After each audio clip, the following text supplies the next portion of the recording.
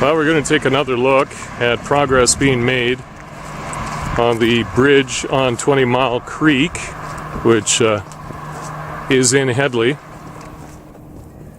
along Highway 3.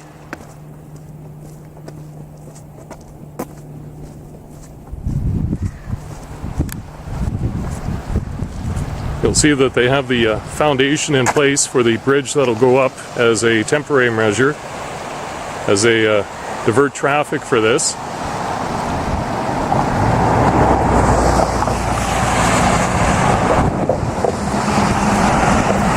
And that is the temporary bridge right there. Zoom in on it for you. That'll be the foundation for it anyway.